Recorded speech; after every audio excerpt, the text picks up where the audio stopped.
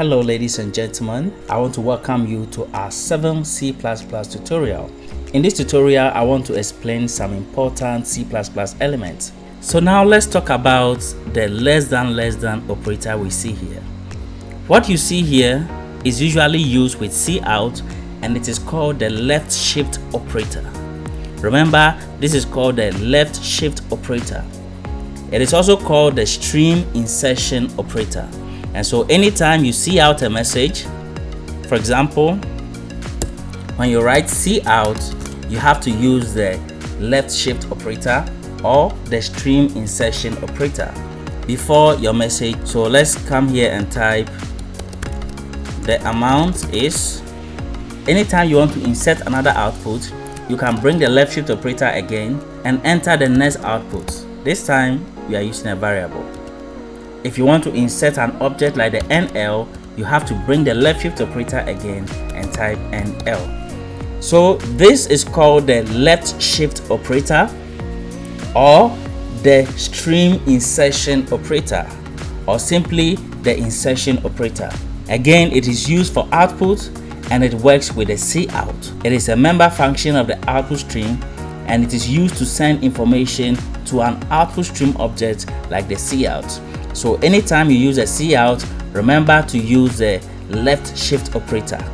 You cannot use the Rightshift operator with cout because the Rightshift operator works with the input stream. In C++, we have the input stream, the output stream. That is why we have iostream, which stands for input output stream. The Rightshift operator does not work with the output stream, it works with the input stream. If you use cout, you have to use the Leftshift operator, and it is less than. Alright, let's run what we have here and see what we will get. Save and run. Okay, so now we can see that the amount is 2.99. So you can see that the cout is working, Leftshift operator, the amount is Leftshift operator, we insert another message, Leftshift operator, then our NL. And so when you output something and you want to add to that output, you have to introduce a Leftshift operator again without another cout, and you enter what you want to insert. If you want to add something again, you introduce a Leftshift operator and add. And this is done when you are outputting on the same line. If you move down to a new line, you have to enter cout again, your Leftshift operator, and what you want to output. For example, enter your first name. So here I want to output this message, enter your first name, and so I brought a cout and I'm supposed to use a Leftshift operator. Let me introduce my semicolon here because I don't want to end the line. Now let's move to the Rightshift operator. So I'll use cin and the Rightshift operator. Now this is called the Rightshift operator or the stream extraction operator, and it works with the cin object or the input stream. You can see iostream. Iostream is for input stream. So the Rightshift operator works with the input stream, the Leftshift operator works with the output stream. So anytime you write the cin object, you have to use the Rightshift operator. So what does cin stand for? Cin stands for console input or character input, and is used to receive input from the user. It works with the input stream, and anytime you want to receive an input from the user, you need to bring a cin. Now, most of the time, anytime you want to use a cin, you have to use a cout first, which will show a message to the user before the user will input. And anytime you receive the input, you need to store in a variable. Before we use a variable, we have to declare it. So let me come here and declare a variable, call the variable string, and say username. So over here, the cin will be stored in username. So this is how we use a cin. Cin is character input or console input, and it is used to receive an input or accept an input from the user or the keyboard. And anytime you use a cin, you use the greater than sign, which together are called the Rightshift operator. How about cout? By now you should know the function of cout. Cout stands for console output or character output. It works with the output stream, and it is used to display a message to the console or to the screen. The cout and the cin are defined in the iostream, and they are activated by the using namespace std. We've been talking a lot about the console. So what is a console? The console is a window that outputs information. It can also be used to accept input from the user into the program. The last thing I'll talk about in this tutorial is what we call comments. Anytime you write a C++ program, it is very important to use comments. Comments are simply information in your C++ code that are describing the next lines of codes. For example, the line of code I've written here, what does it mean? Maybe tomorrow I'll forget what it means or why I entered it here. And so it is important for me to enter a comment. So this is how we insert comments. You type / and any message you want at all. So I'll type, the next line will clear my screen.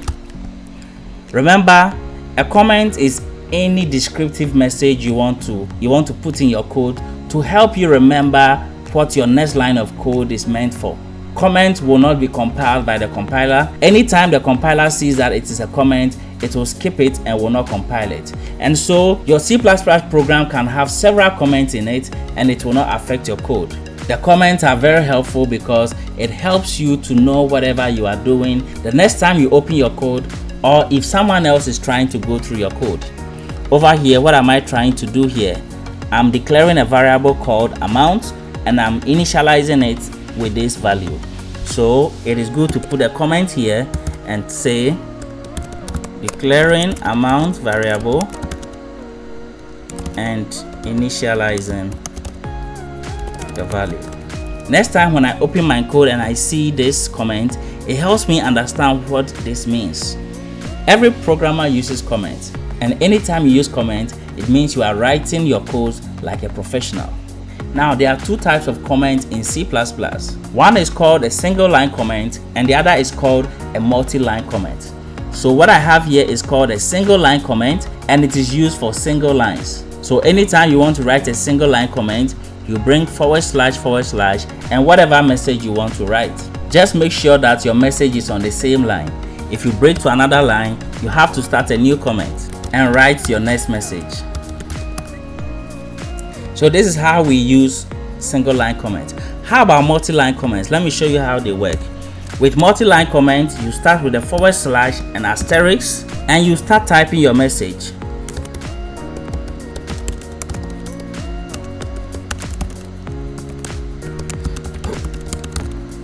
With multi-line comments, you can press enter and continue typing.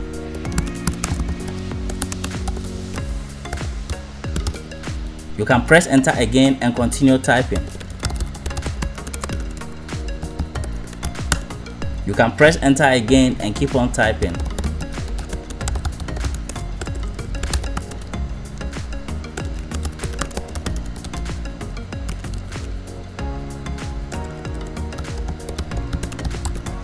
When you are done with your multi-line comments, you need to break it with these characters, asterisk and / again.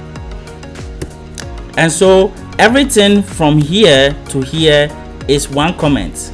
Just that this is called a multi-line comment, and it means anytime you press enter and you keep on typing, you are still typing a comment. The only time the comment will end is when you break it with these characters. So single line comments are written this way and multi-line comments are written this way. Finally, let me run my code and see what we will get. Let me save and run. You can see that none of our comments showed here. Our cin is asking for the first name, so I'll enter my name. And you can see that our comments are not showing. So thank you for joining me in this tutorial. I'll see you in the next one. Bye.